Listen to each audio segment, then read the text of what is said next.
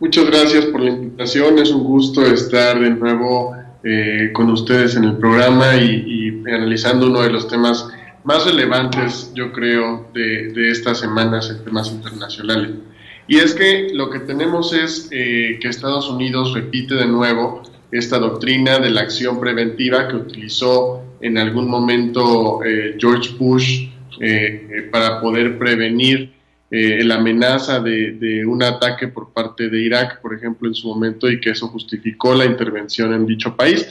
Y en este caso, justo esa fue la justificación que utilizó el presidente Donald Trump, pues para atacar a Qasem Soleimani, justamente el decir que existía una amenaza inminente para la seguridad de Estados Unidos, eso justificaba un ataque de esa naturaleza de manera unilateral, porque recordemos que en relaciones internacionales, en las relaciones entre los países, un ataque así a un oficial, porque recordemos que en este caso, a diferencia de otro tipo de ataques a personas o a personas que son amenazas para la seguridad nacional, pues Estados Unidos, por ejemplo, con Osama Bin Laden, ¿no?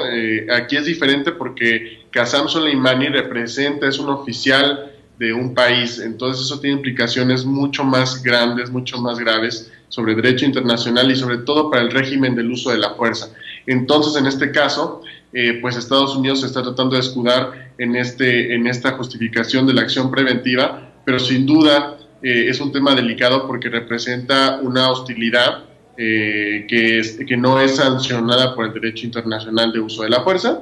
Y por el otro lado, pues tenemos que hubo una respuesta por parte de Irán, un ataque primero avisado, un ataque que se avisó con un principio a las contrapartes estadounidenses, a la base desde la cual se supone que se lanzó el ataque inicial contra Soleimani, y posteriormente otro ataque ahora hacia una base militar de Estados Unidos, donde también pudo haber muertes, pero parece ser que no las hubo.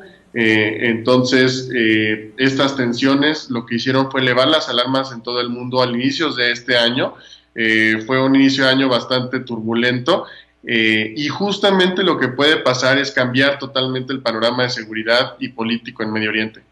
Claro, ahora, sin embargo, hoy se conoce que según la cadena NBC, el presidente Trump habría autorizado el asesinato de Soleimani hace ya 7 meses. Señala que hubo incluso una conversación con John Bolton, quien decía que había que pues actuar, y él decía que solo lo haría siempre y cuando se cruzara la línea roja, es decir, Irán cruzara la línea roja, lo que significaba asesinar a un norteamericano. Esto aparentemente ocurrió en un punto, se asesinó a un contratista norteamericano, y esta orden habría entonces salido desde hace 7 meses de ahí en la Casa Blanca. ¿Qué información podríamos manejar con respecto a esto? No ha habido confirmación, nos lo decía ahora el corresponsal de La Voz de América, decía solamente esta información la maneja la cadena NBC. Sin duda. Este es un tema complejo, sobre todo dentro de Estados Unidos, para los mismos ciudadanos estadounidenses y los políticos, los legisladores. ¿Por qué? Porque en temas de política exterior y sobre todo de seguridad nacional, y en un país como Estados Unidos, hay mucha información que solamente tiene acceso al presidente de la República.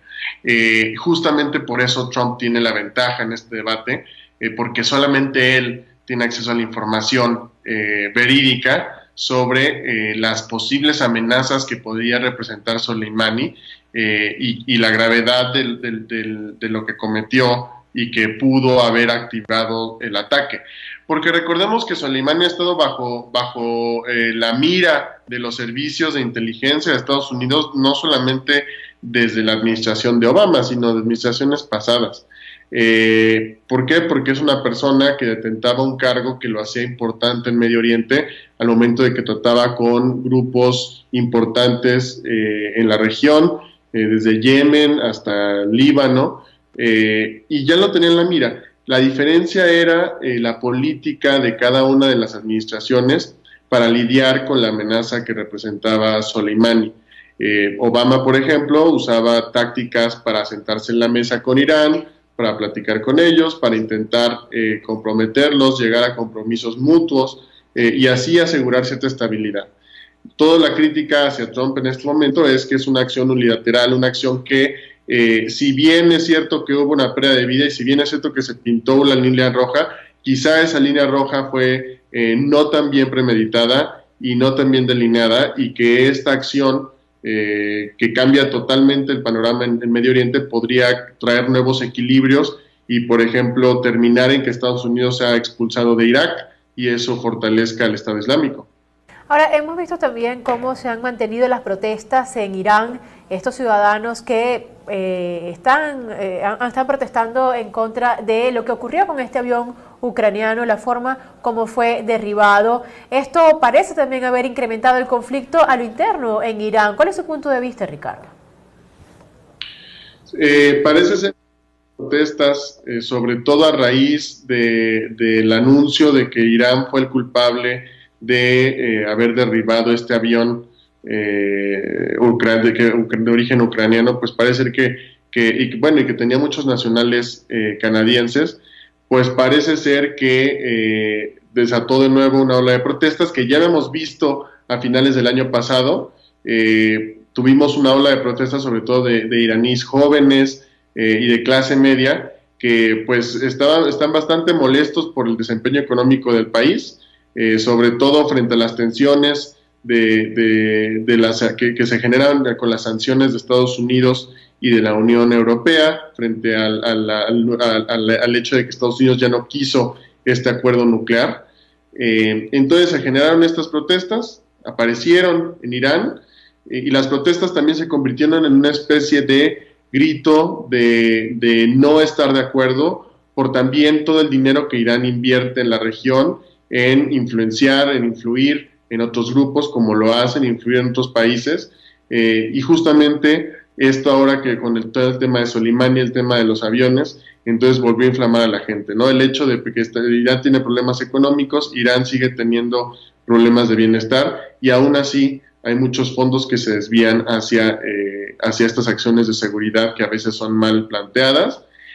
Sin duda el hecho de cómo resulten las protestas y cómo resulte la opinión pública en Irán será fundamental para saber qué va a suceder de aquí en adelante, porque después de todo el régimen iraní intentará también utilizar todo este caos para poder demostrar que quizá esas políticas de seguridad y esa inversión en la región sí deben de rendir frutos, porque tienes a un enemigo global como Estados Unidos, al menos en su narrativa, y Estados Unidos sin duda ahora deberá apelar a estos ciudadanos inconformes en Irán para poder ganar la opinión pública e influir en las decisiones, porque esa es una de las grandes interrogantes de Irán en este momento y Estados Unidos. ¿Cuál será la política estadounidense en este momento? ¿Cuál es el...